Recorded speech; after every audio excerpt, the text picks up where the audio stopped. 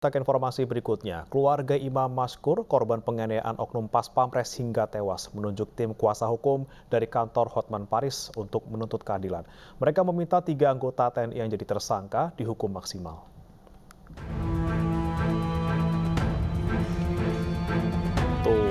Pihak lawyer dari Aceh bergabung di bawah naungan 911 Hotman Paris untuk mengadvokasi kasus penculikan, penganiayaan, dan pembunuhan sadis yang menimpa Imam Maskur diduga melibatkan oknum TNI dari Satuan Pas Pampres. Surat kuasa yang diberikan keluarga langsung ditandatangani oleh Fauziah, ibu kandung korban, dan diterima kuasa dari law firm Hotman Paris dan partner yang ditandatangani oleh advokat dokter Hotman Paris Hutapea. Semoga Bapak pengacara dari kami orang Aceh mau membantu kami sepenuh-penuhnya, semaksimal mungkin sampai masalah ini tuntas, yang setuntas-tuntasnya. Yang kami harapkan hukuman yang setimpal-timpalnya, seberat-beratnya. Apabila perlu hukuman mati, apa yang dia perbuat ke keluarga kami. Kami pengacara atau lawyer-lawyer dari Aceh hari ini bergabung di bawah naungan 911 Hotman Paris dalam hal membela kepentingan hukum atau mengadvokasi kasusnya almarhum Imam Maskur terkait pembunuhan yang tidak wajar, yang sangat sadis yang dilakukan oleh oknum tentara yang termasuk di dalamnya oknum Pas Pampres. Sementara itu, ibu korban Fauziah juga meminta dukungan semua rakyat Aceh, rakyat Indonesia untuk mengawal kasus ini. Ia berpesan cukup kami dan anak kami saja yang jadi korban kekejian ini. Dari Kabupaten Biren, Nusriadi Ainus melaporkan. Kasus kematian Imam Maskur yang dianiaya hingga tewas oleh 3 anggota TNI menimbulkan beragam spekulasi. Salah satunya terkait adanya dugaan bisnis obat ilegal di balik kematian warga Biren Aceh tersebut. Namun Kadispen TNI Angkatan Darat Brigjen Tamim Tohari mengaku masih mendalami hal tersebut.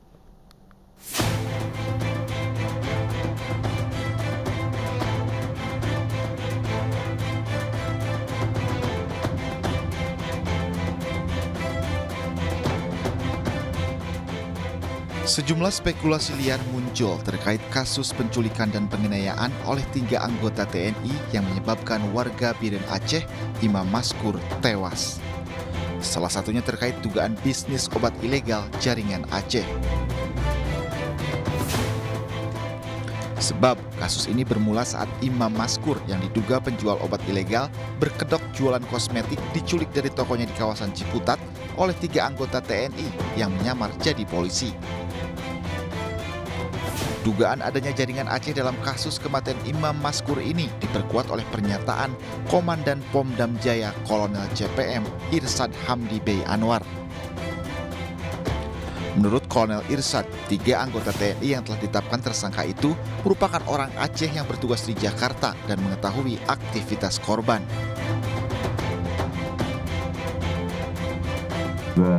Latar belakangnya adalah orang-orang dari Aceh yang sama-sama dinas di Jakarta, yang sama-sama berada di Jakarta, sehingga mereka melakukan itu secara bersamaan, terencana untuk penculikan dan pemerasannya itu memang dari kelompok orang yang sama, dan mereka tidak mengenal secara detail orang korban, tapi mereka mengetahui komunitas korban ini kegiatannya apa saja. Terkait adanya spekulasi liar kasus kematian Imam Maskur, Kadispen AD Brigjen TNI Hamim Tohari belum bisa berkomentar. Pihaknya masih mendalami kasus ini dengan mengumpulkan bukti dan memeriksa saksi. Kadispen AD pun menegaskan akan mengusut kasus ini dengan transparan. Ini memang yang masih terus kita dalami karena ada beberapa alat bukti yang masih harus kita temukan. Di antaranya adalah handphone korban juga masih belum kita temukan, masih dalam proses pencarian. Artinya kita tidak bisa berspekulasi dengan asumsi-asumsi bahwa ini sudah sekian kali melakukan, tetapi ini akan terus didalami. Termasuk juga mungkin ada masalah-masalah lain yang melatar belakangi kasus ini juga sedang dalam pendalaman, sehingga kita tidak bisa berasumsi dulu, nanti setelah lengkap akan kita sampaikan detailnya kepada publik melalui rekan-rekan media.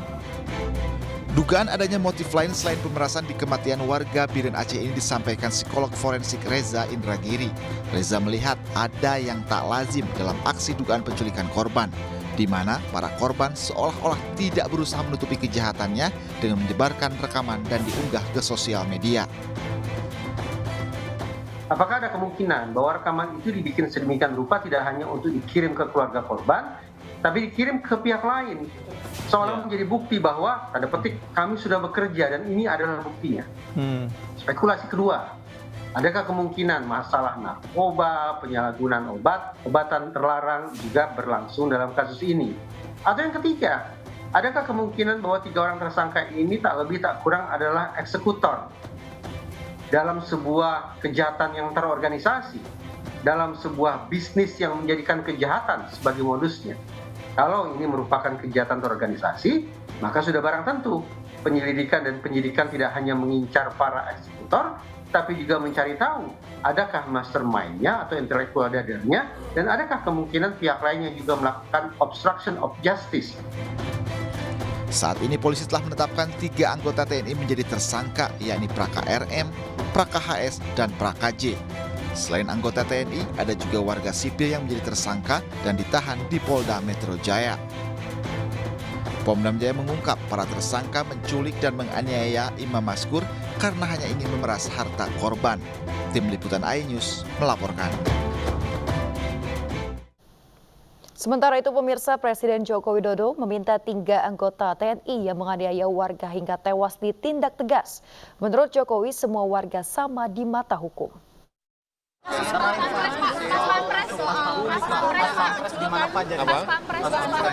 Iya, itu sudah diserahkan ke proses hukum lah. Hormati proses hukum yang ada. Semuanya sama.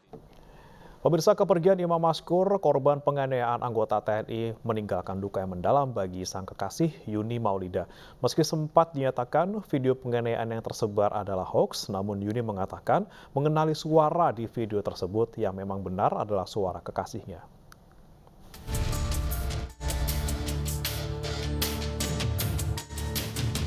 Sebelumnya, polisi militer Kodam Jaya menyebut video yang viral di media sosial terkait penganiayaan Imam Maskur yang dilakukan anggota Pas Pamres dan 2 prajurit TNI lainnya di dalam mobil merupakan hoaks atau berita bohong.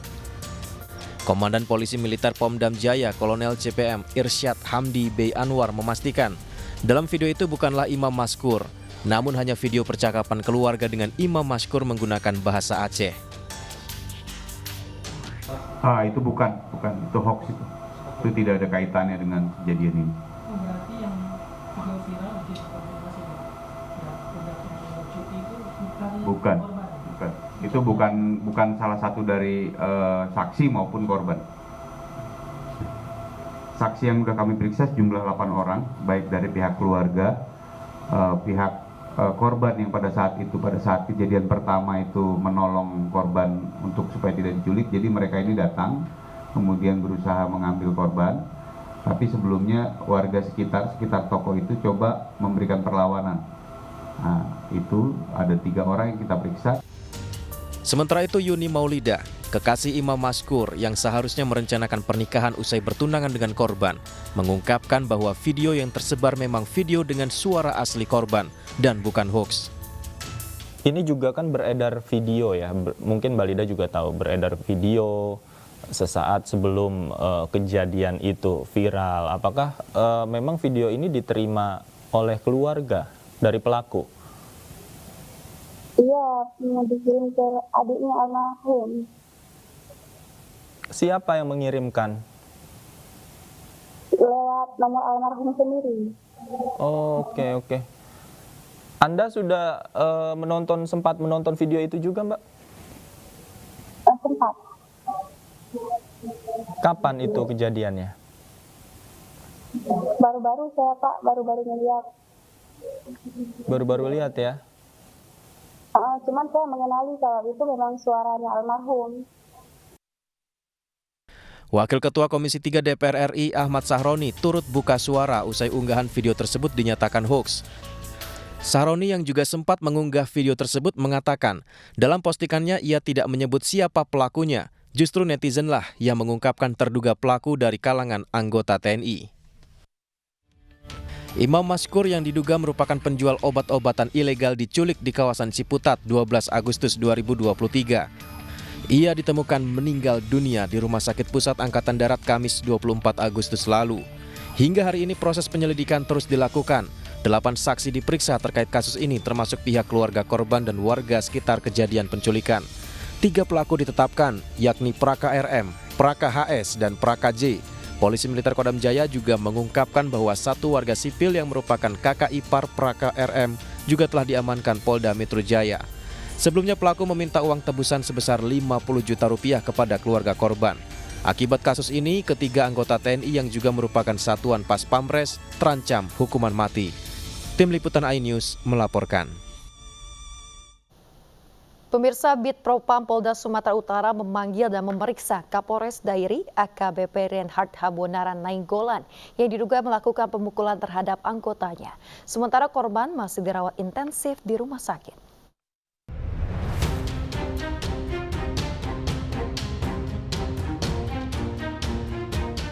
Inilah video rekaman kamera pengawas CCTV yang berisi pemukulan yang dilakukan oleh Kapolres Dairi AKBP Reinhard Habonaran Nainggolan terhadap 2 personel Intelkam Polres Dairi.